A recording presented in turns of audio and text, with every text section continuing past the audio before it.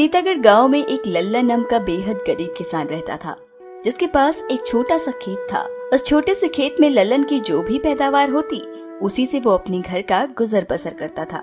लल्लन कड़ी मेहनत करता, लेकिन बावजूद उसके वो अपने परिवार को अच्छी सुख सुविधाएं नहीं दे पाता। लेकिन लल्लन जो भी कमाता, उससे वो और उसका पूरा परिवार काफी संतुष्ट रहता। कमली, अरे ओ कमली, हाँ हाँ बोलिए, सुन रही हूँ।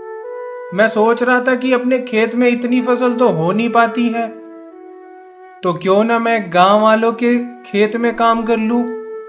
पैसा आएगा तो बिटिया की अच्छे से पढ़ाई हो पाएगी। हाँ, अब तो बिटिया को भी स्कूल भेजना है, कैसी होगा मुझे तो कुछ भी समझ नहीं आ रहा।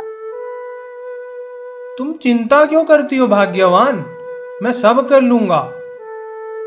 अच्छा, अब तुम जल्दी से मेरा खाना बांध दो, मुझे खेत पर जाने के लिए देर हो रही है। अरे हाँ, ये लो अपना खाना। लल्लन खाना लेकर अपने खेत की तरफ जा ही रहा होता है कि उसे रास्ते में गांव के राजा की पालकी नजर आती है। पालकी को देखकर लल्लन सोचता है, क्यों ना मैं राजा से ही कोई काम मांग लूं, क्योंकि अपनी प्रजा की मदद करना ही तो एक राजा का कर्तव्य होता है। यही सोचकर वो दौड़ा दौड़ा राजा की पालकी के पास पहुंच जाता है और जोर जोर से चिल्लाने लगता है, राजा साहब, राजा साहब। जब लल्लन की आवाज से राजा की पालकी नहीं रुकती, तो वो राजा की पालकी के सामने जाकर खड़ा हो जाता है। राजा साहब नमस्ते। कौन हो तुम और मेरी पालकी रोकने की हिम्मत कैसे हुई तुम्हारी? माफ कर देना राजा साहब, मैं ललन। मैंने पीछे से आपको काफी आवाज लगाई, जब आपने नहीं सुना तो ही मैं आपकी पालकी के आगे आया। जो भी हो, तुम्हें पता नहीं है कि मेरी पालकी के बीच रास्ते में रुकवाने की अनुमति किसी को नहीं। मैं मजबूर था राजा साहब, मुझे क्षमा करें।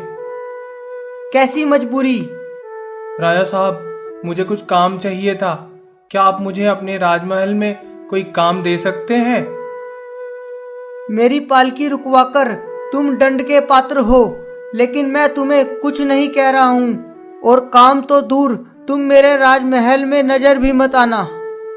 इतना कहकर राजा वहाँ से चला जाता है और निराश लल्लन भी अपने खेत में वापस आ जाता है। पता नहीं राजा साहब क्यों नाराज हो गए, शायद मुझे उनकी पालकी को नहीं रुकवाना चाहिए था। अगर मैं ऐसा न करता तो शायद मुझे कभी तो उनके महल में काम मिल ही जाता, लेकिन अब। इतना कहकर